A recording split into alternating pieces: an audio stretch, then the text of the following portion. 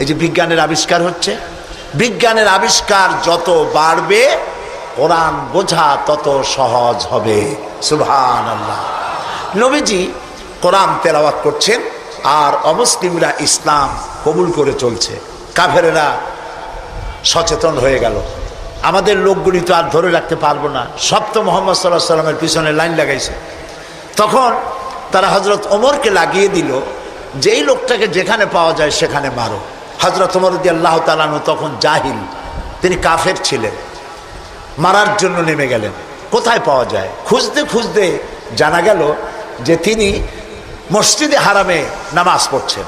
পেছনে গিয়ে ওমর দাঁড়িয়েছেন, অপেক্ষা করছেন যে ঠিক আছে নামাজ পড়তেছে, নামাজ পড়াটা শেষ হোক, তারপরে আচ্ছা তরে দেখব। নবী করিম সাল্লাল্লাহু আলাইহি ওয়াসাল্লাম নামাজের মধ্যে তেলাওয়াত করতেছেন জোরে জোরে।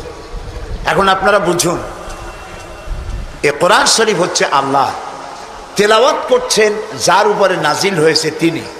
এখন শুনতে কত মজা হচ্ছে। হযরত ওমর তিনি বলছেন যে আমি মনে মনে ভাবলাম যে মুহাম্মদ সাল্লাল্লাহু আলাইহি সাল্লামকে এইসব কথা জেনে শিখায়। উনি তো কোনো স্কুল কলেজে যায় নাই, মাদ্রাসায় যায়নি, কই পান এত সুন্দর সুন্দর কথা, নিশ্চয়ই জেনে শিখাচ্ছে। হযরত ওমর বলেন আমি যখন মনে করছি নবীজিকে মুহাম্মদ সাল্লাল্লাহু আলাইহি সাল্লামকে জেনে কথাগুলি শিখিয়েছে, অমনি তিনি নামাজের ভিতরে তেলাওয়াত করলেন ইন্নাহু লাকাউলু রাসূলিন কারীম। এটি একটি মহান বার্তাবাহকের বর্ণনা।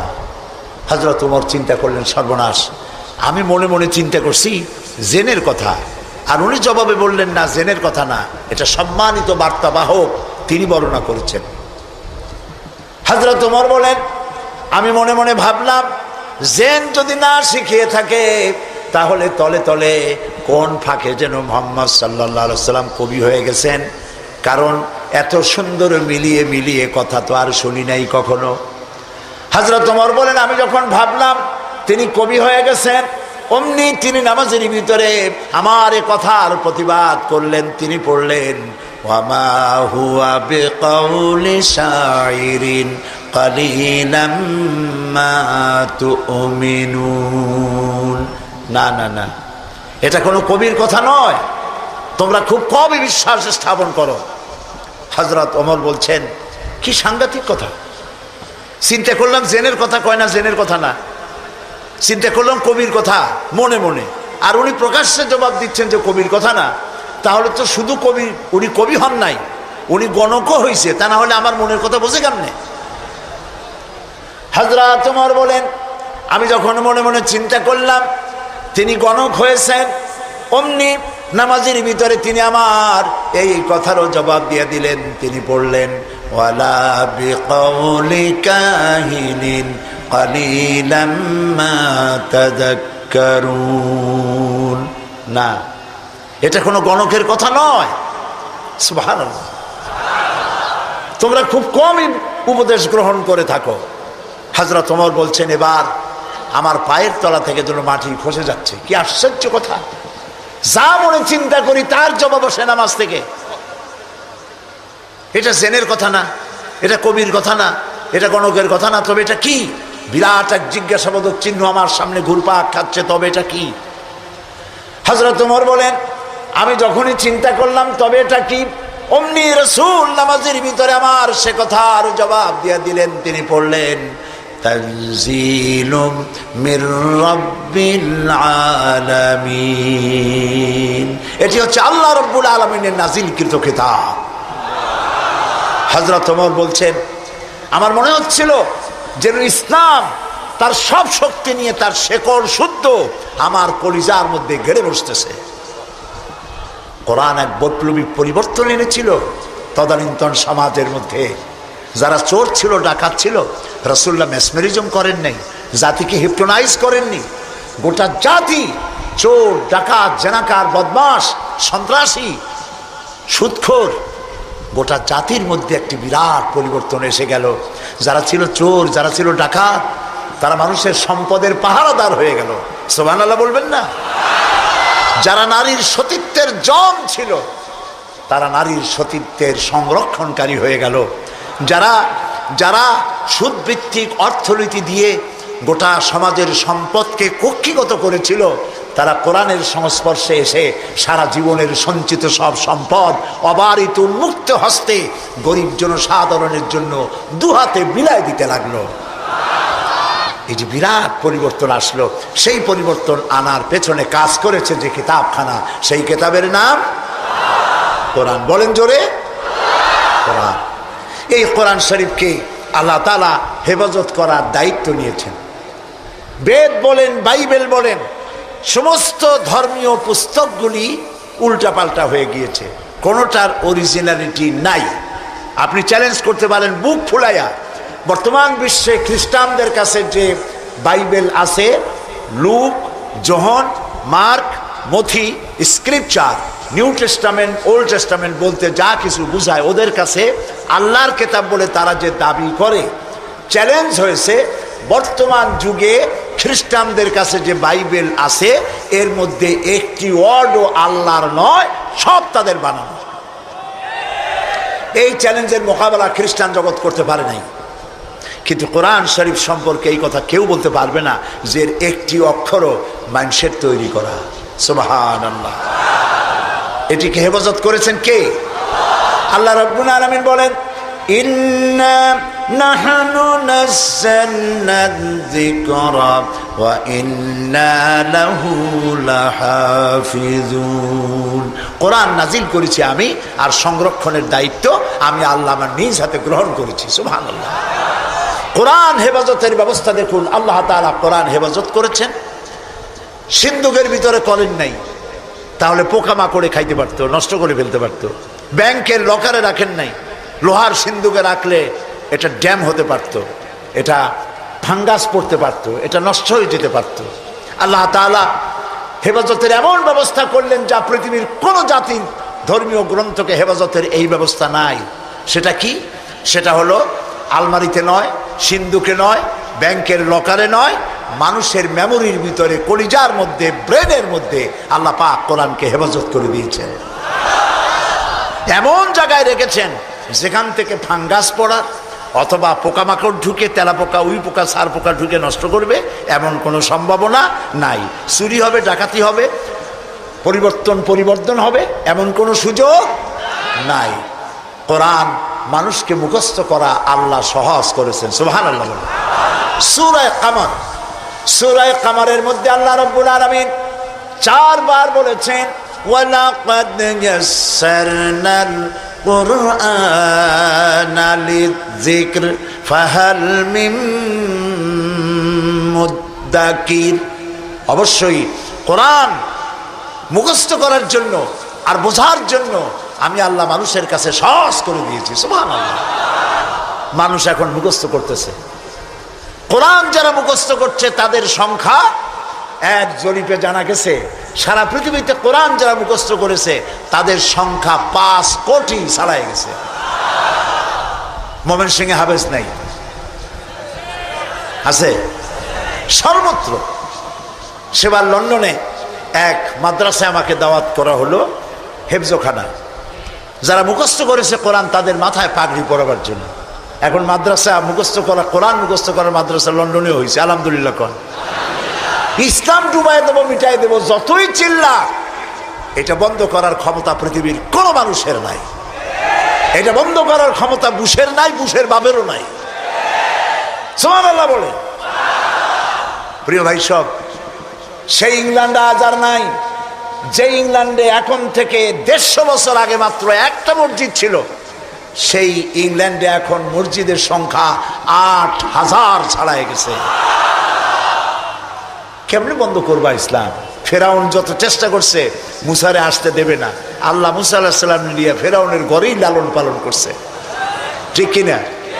তো সেই মাদ্রাসার ছাত্রদেরকে মাথায় পাগড়ি পড়াতে পড়াতে 10-12 দিন ছেলে, ছোট্ট একটা ছেলে আসছে এতটুকু স্যার। আমি জিজ্ঞেস করলাম এ কি? আমি মনে করছি সে বোধহয় আন্দাজে আসছে পাগড়ি নেওয়ার জন্য। তাই বললাম এ কি? বলে যে এর মাথায় তো পাগড়ি দিবেন কেন? কয় যত হাফেজ। আশ্চর্য, কত বয়স কত? কয় 7-7.5 বছর হবে। সুবহানাল্লাহ। আমার চোখে পানি এসে গেল। আমার কাছে মনে হলো যেন আল্লাহ তাআলা প্রশান্ত মহাসাগরকে একটা ঝিনুকের মধ্যে আল্লাহ তাআলা ঢুকাই দিয়েছেন। কোরআনের হেফাজতের মালিক কে? আরো জোরে বলুন। তিনি হেফাজতের দায়িত্ব নিয়েছেন। এখন এই কোরআন থেকে আমি কিছু কথা আলোচনা করতে চাই স্বল্প সময়ের মধ্যে। আলোচনা করব সেই জায়গা দিয়ে যেই জায়গাটির দিকে আলোচনা করলে পরে আমাদের আকীদা দুরস্ত হয়ে যাবে। আল্লাহ তো সংখ্যা বেশি চান না, আল্লাহ চান কোয়ালিটি। কোয়ান্টিটির প্রয়োজন না, কোয়ালিটির প্রয়োজন। 313 জন মুসলমান দিয়ে যা হয়েছে, আজকে পৃথিবীতে 150 কোটি মুসলমান দিয়ে তা হচ্ছে না। ঠিক কিনা বলেন? সত্য কিনা? এমন সময় তো ছিল যখন মুসলমানেরা একটা খেজুর ছিঁড়ে ছিঁড়ে 8-10 জন দাঁতে লাগাইয়া চাবাইছে। এক গ্লাস পানি অনেকজন মানুষের ঠোঁট ভিজিয়ে তারপরে লড়াই করেছেন। এরপরে গোটা পৃথিবীর অর্ধেকটা পৃথিবী মুসলমানদের পায়ের উপরে চুমো খেয়েছে। আজ মুসলমানের সংখ্যা বেড়েছে কিন্তু কোয়ালিটি বাড়ে নাই। কোয়ালিটি বাড়াবার জন্য ফাউন্ডেশন হচ্ছে তাওহীদ, তাওহীদে বিশ্বাস, শিরক থেকে বাঁচা আর তাওহীদে বিশ্বাস স্থাপন করা। এই আকীদা যদি মজবুত না হয় তাহলে আমাদের সংখ্যা যতই বাড়ুক, কাফের এবং দুশ্মনদের সামনে আমরা হেয় প্রতিপন্ন লাঞ্ছিত হতে বাধ্য হব। সেই জন্য আমি আপনাদের সামনে একটি জায়গা থেকে আলোচনা করতে চাই। তার আগে শয়তানের ওয়াসওয়াসা থেকে পানাহ চেয়ে নিতে হবে, কারণ শয়তান চায় না যে আমরা আল্লাহর কথা শুনি। শয়তান কি চায়? সেই জন্য আল্লাহ তাআলা বলেছেন কোরআন তেলাওয়াতের সময় শয়তানের ওয়াসওয়াসা থেকে আমার কাছে পানাহ চেয়ে নিও। আপনারা সবাই আমার সাথে পড়ে, বিতাড়িত মরদুদ শয়তানের ওয়াসওয়াসা থেকে পানাহ চাই, পরম করুণাময় আল্লাহর নামে শুরু করছি। সূরা লোকমান, দ্বিতীয় রুকু। ওয়ালাকাদ আতাইনা লুকমানাল হিকমাতা আনিশকুর লিল্লাহ ওয়া মান ইয়াশকুর فإنما يشكر لنفسه ومن كفر فإن الله غني حميد وإذ قال لقمان لابنه وهو يعظه يا بني لا تشرك بالله ইন্না শিরকা লাযুলমুন আযীম। সাদাকাল্লাহুল আযীম। দুটি আয়াত আমি আপনাদের সামনে তেলাওয়াত করেছি। অর্থ হচ্ছে, আর অবশ্যই আমি লোকমানকে জ্ঞান দান করেছি এবং তাকে বলেছি যে তুমি আল্লাহর প্রতি কৃতজ্ঞ হও। ওয়া মান ইয়াশকুর ফাইন্নামা ইয়াশকুরু লিনাফসি, আর যে ব্যক্তি কৃতজ্ঞ হয় সে তার নিজের জন্যই কৃতজ্ঞতা প্রকাশ করে। ওয়ামান কাফারা, আর যে ব্যক্তি অকৃতজ্ঞ, ফাইন্নাল্লাহা গানিয়্যুন হামিদ, আর জেনে রেখো আল্লাহ তাআলা কারো কৃতজ্ঞতার, কারো প্রশংসার মুখাপেক্ষী নন। তিনি হামিদ, নিজের থেকে নিজেই প্রশংসিত। এটি হলো আমার তেলাওয়াতকৃত আয়াতের তরজমা। এখন এই আয়াত থেকে কিছু কথা আমি আপনাদের সামনে আলোচনা করতে চাই। ফ্যানটা আমার দিকে একটু ডাইরেক্ট করে দেন। সেটা হলো এই, আল্লাহ তাআলা বলছেন ওয়ালাকাদ আতাইনা লুকমানাল হিকমা, আমি লোকমানকে জ্ঞান দান করেছি। লোকমান সম্পর্কে আমাদের অনেকের ধারণা যে লোকমান ছিলেন পয়গম্বর বা নবী বা রসুল ছিলেন। এটি ঠিক নয়। হযরত লোকমান নবী না, রসুল না, তাকে আল্লাহ জ্ঞান দান করেছিলেন। কে জ্ঞান দান করেছিলেন বলুন? আল্লাহ তাআলা তাকে জ্ঞান দান করেছিলেন। হযরত লোকমান ছিলেন একজন বাদশার, একজন রাজার, তিনি ছিলেন কৃতদাস। এখন একদিন বাদশার কাছে খবর এলো যে আপনার যে খাদেম, যে গোলাম লোকমান, সে তো বড় বুদ্ধিমান মানুষ। বলে কেমন? যেখানেই যায় উট ভেড়া ছাগল ইত্যাদি তো পালে, তো যখন যেখানে যায় উট ভেড়াগুলো ছেড়ে দিয়ে তারপরে এক জায়গায় বসে, আর সব রাখালরা তার চারদিকে এসে বসে যায়, আর উনি জ্ঞানপূর্ণ কথা বলে। তার জ্ঞানের কথা শুনে মানুষগুলি হা করে তাকায় থাকে। বাদশা মনে করলেন যে আমার ভেড়া ছাগল রাখে, তার যদি হয় এত জ্ঞান, তো তারে তো আমার আটকায় রাখা ঠিক না। আচ্ছা জ্ঞানটা কেমন, তো একটু পরীক্ষা তো করি। একদিন লোকমানকে তিনি ডাকলেন, ডেকে বললেন, লোকমান তুমি এক কাজ করো, আমার যে ছাগলগুলি তুমি পালতেছো একটি ছাগলকে জবাহ করে ওর ভিতর থেকে ছাগলের শরীরের সব থেকে উৎকৃষ্ট অংশটা আমার জন্য নিয়ে আসো। হযরতে লোকমান একটা ছাগল জবাহ করলেন এবং ছাগলের কলিজা এনে পিরিচে করে ওনার সামনে হাজির করে দিলেন। কয়েকদিন যাওয়ার পর বাদশাহ আবার বললেন, আজকে আরেকটা ছাগল জবাহ করো এবং তার শরীরের নিকৃষ্ট অংশটা আমার সামনে নিয়ে আসো। লোকমান আরেকটা ছাগল জবাহ করলো এবং ওই ছাগলের কলিজাটা পিরিচে করে এনে হাজির করে দিল। বাদশাহ বলল, আমি শুনছিলাম তোমার নাকি অনেক জ্ঞান, এই বুঝি জ্ঞানের পরিচয়। আমি যেদিন চাইলাম, প্রথম বললাম সব থেকে উৎকৃষ্ট জিনিস আনো, তুমি কলিজা নিয়ে আসলা। সব থেকে নিকৃষ্ট জিনিস চাইলাম, তখনও তুমি নিয়ে আসলা কলিজা। তোমার জ্ঞানের পরিচয় তো পাইলাম না। লোকমান বললেন, হযরত লোকমান হাকিম বললেন, জাহাপানা, আপনি আমার মধ্যে জ্ঞানের পরিচয় কি পেয়েছেন পান নাই সেটা বড় কথা না। বড় কথা হলো এই, শুধু মানুষ না, প্রত্যেক প্রাণীর মধ্যেই আল্লাহ তাআলা একটা জিনিস দিয়েছেন।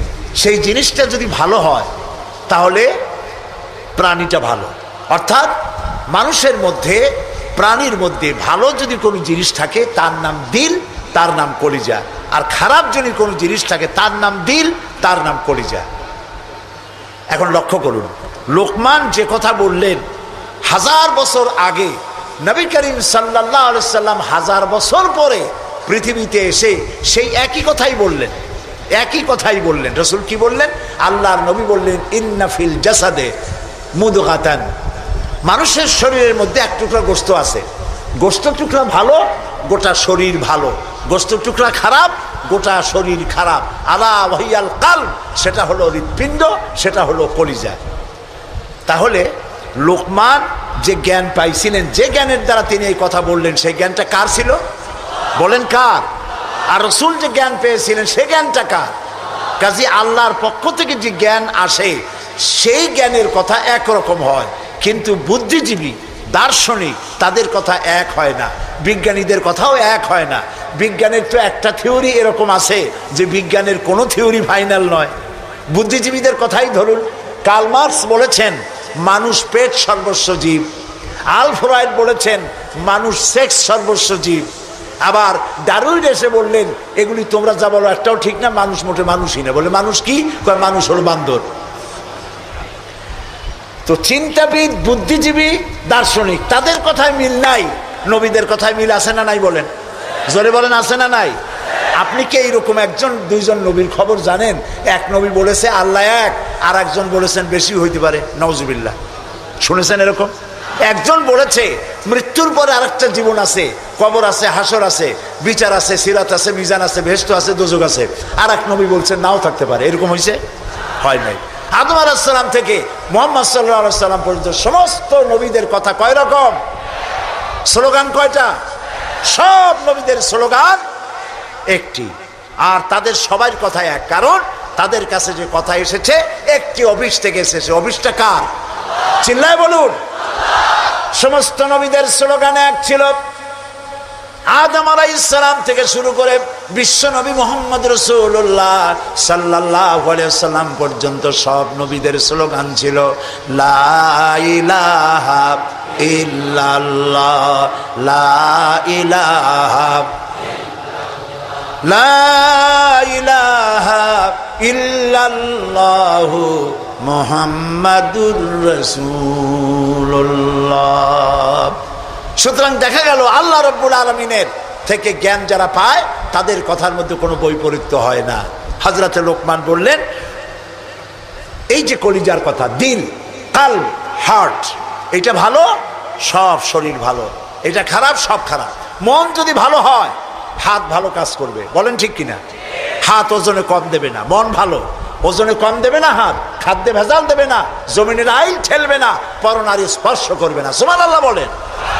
আর মন যদি খারাপ হয়, চোখ শুধু খুঁজে বেড়াবে মেয়ে লোক কোথায়, পাও খুঁজে বেড়াবে খারাপ জায়গা কোথায়, হাত খুঁজে বেড়াবে খারাপ জিনিস কোথায়। ঠিক কিনা? মন ভালো, সব ভালো। এই দিল আবার 3 প্রকার হয়। দিল কয় প্রকার? 3 প্রকার। কোরআন থেকে বলছি, দিল 3 প্রকার: সুস্থ দিল, অসুস্থ দিল, মৃত্যু দিল। এই 3 প্রকারের দিল। এখন আসুন অ্যানালাইসিসের মাধ্যমে আমরা দেখি আমাদের কোন দিল। সুস্থ দিল কাকে বলে? আল্লাহ রাব্বুল আলামিন বলেন, আল ইয়াওমা লা ইয়ানফাউ মালুন ওয়ালা বানুন ইল্লা মান আতাল্লাহ বিকলবিন সালিম। এটি হলো সুস্থ দিন। সেই কিয়ামতের দিনে মাল ধন সন্তান সন্ততি কোনো কাজে আসবে না, শুধু উপকারে আসবে প্রশান্ত আত্মা নিয়ে কেউ যদি, প্রশান্ত কাল্ব নিয়ে কেউ যদি আল্লাহর দরবারে উপস্থিত হয়, সেই দিলটা কাজে লাগবে। এইটা হলো সুস্থ দিল। অসুস্থ দিল কোনটা? ফি কুলুবিহিম মারাদুন ফাযাদাহুমুল্লাহু মারাদা। তাদের দিলের মধ্যে ছিল একটি রোগ, সেই রোগকে আল্লাহ আরো বৃদ্ধি করে দিলেন। অসুস্থ দিলের নমুনা কি? ওয়াজ ভালো লাগে, সিনেমাও খারাপ লাগে না, মসজিদও ভালো লাগে, কীর্তনও খারাপ লাগে না। এই যে দুইটা ভালো লাগে, এটি হলো অসুস্থ দিল। এটার নাম কি? আছেন আমাদের সমাজে, কয় যে হুজুর ওয়াজ শুনতে খারাপ লাগে না, কিন্তু গান যখন শুনি তাও মজা লাগে, মসজিদও ভালো লাগে, সিনেমাও খারাপ লাগে না। আছেন এরকম লোক? আছে। এটা কেন? এটা হলো এই জন্য যে ইমানের মধ্যে জং ধরে গেছে। সাপে যদি রাত্রে কামড়ায়, রাতের বেলায় সাপে কামড়াইছে, ওজার কাছে যায় লোকেরা। মোমেন শাহীতে ওজা আছে না? ওজার কাছে যায়, যে বলে সাপে কামড়াইছে। এখন ওজা প্রথমে টেস্ট করবে যে সাপটা বিষধর সাপ না বিষহীন সাপ। সাপ তো দুই রকম আছে। যে সাপে কামড়াইলে তাৎক্ষণিকভাবে লোক মারা যায়, ওই সাপরে মোমেন শাহীতে কি বলে? কি বলে? গোখরো সাপ। আর যেটা দেখতে খুব রং ছং মোটা টোটাও আছে, কিন্তু কামড়াইলে কিছু হয় না, ওইটা কি? জোড়া সাপ।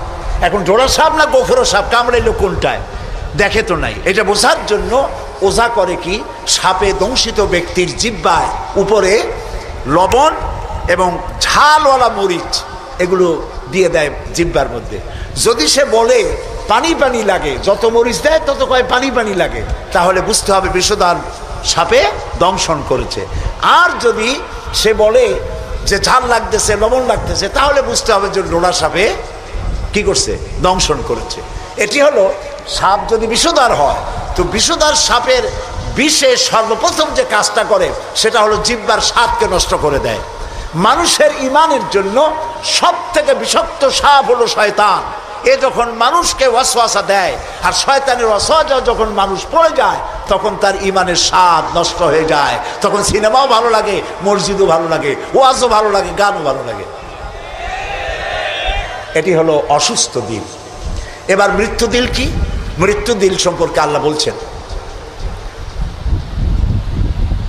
ওয়ালাকাদ যারানা লিজাহান্নামা কাসীরাম মিনাল জিন্নি ওয়াল ইনস লাহুম কুলুবুন লা ইয়াফকাহুনা বিহা।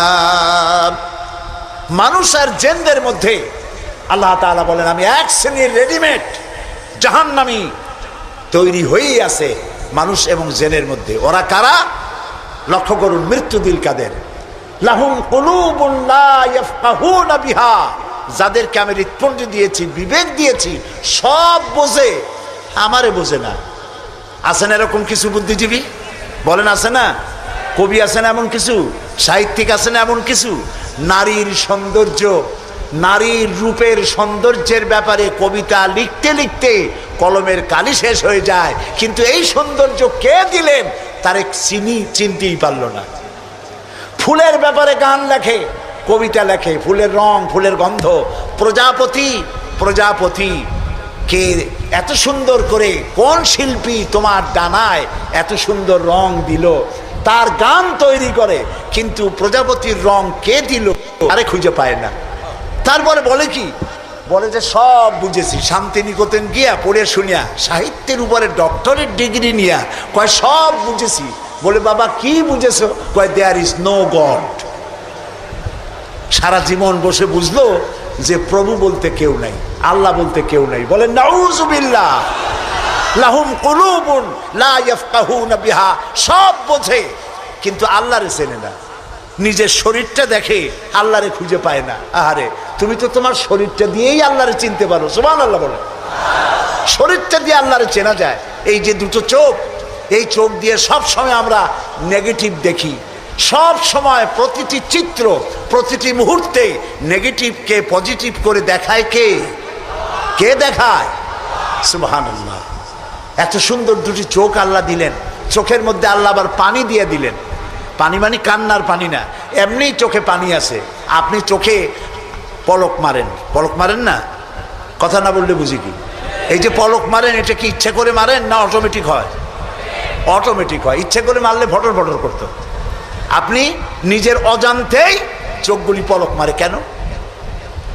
আল্লাহ রাব্বুল আলামিন মানুষের কল্যাণের জন্য এমন অটোমেটিক ব্যবস্থা করে তিনি রেখে দিয়েছেন। শহরে বন্দরে গ্রামে নগরে গঞ্জে বাতাসের ভিতরে পলিউশন আছে, রোগের জার্ম আছে, বাতাসের ভিতরে উড়ে বেড়ায়, অনবরত চোখের ভিতরে প্রবেশ করে চোখ নষ্ট করে দিতে পারে।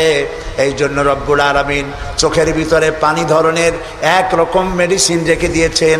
প্রতি মুহূর্তে চোখ পলক মেরে মেরে চোখকে আল্লাহ তাআলা ক্লিন করে দিতেছেন। শরীরের ভিতরে একটা শরীর দিয়ে আল্লাহকে চেনার জন্য যথেষ্ট। এই শরীরে আল্লাহ অসংখ্য রগ রেশা দিয়েছেন। মাথা থেকে শুরু করে পা পর্যন্ত যতগুলি নার্ভ আছে, সবগুলি নার্ভ ছিঁড়ে ছিঁড়ে যদি জোড়া লাগানো যায়, পুরা পৃথিবী একবার ঘুরে আসা যাবে। সুবহানাল্লাহ কইতে ইচ্ছা করে না? আর যদি পাশাপাশি সাজায় রাখেন, 3 একর জমিন লাগবে একটা মানুষের রগ সাজায় রাখতে।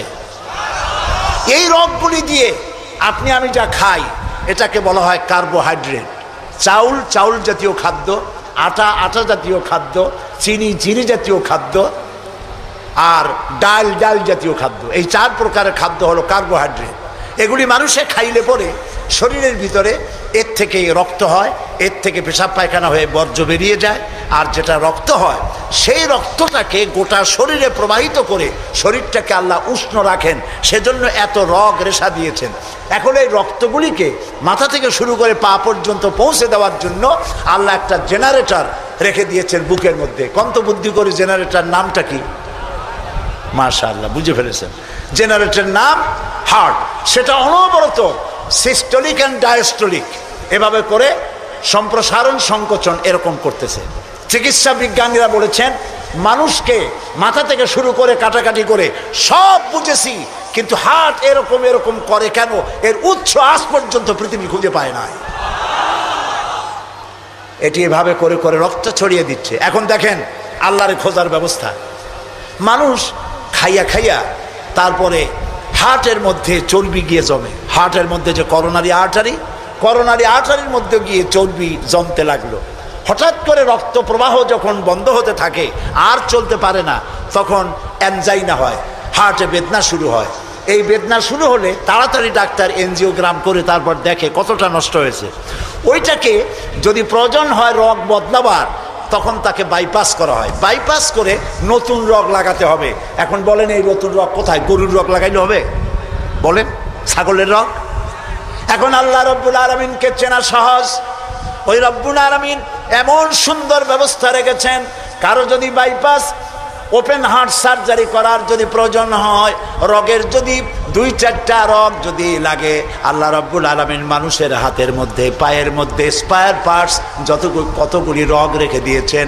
ডাক্তারেরা পা থেকে হাত থেকে সেই রগগুলি নিয়ে হার্টের ভিতরে ওই রগ লাগিয়ে দিয়ে নতুনভাবে আবার রক্ত সঞ্চালনের ব্যবস্থা করে দেয়। যালিকুমুল্লাহু রাব্বুকুম, এই হচ্ছে তোমাদের রব। সুবহানাল্লাহ বলেন। ইনি আল্লাহ যিনি এই ব্যবস্থা করেছেন। কিডনি লাগে একটা মানুষের জন্য কয়টা? না 2টা লাগে না, কিডনি লাগে একটা, কিন্তু আল্লাহ তাআলা দিয়েছেন কয়টা? 2টা। একটা যদি অকেজো হয়ে যায় তো আরেকটা দিয়ে যেন কাজ হয়। লক্ষ্য করুন, আপনার মেমোরি, আপনার মগজ, আপনার ব্রেন, যে ব্রেনটা, যে মগজটা মাথার মধ্যে আছে, এই মগজের মধ্যে রয়েছে অসংখ্য সেল, কোষ, CELL, অসংখ্য কোষ। মেমোরি কোষ, বুদ্ধির কোষ, শোকের কোষ, সুখের কোষ, অনুভূতির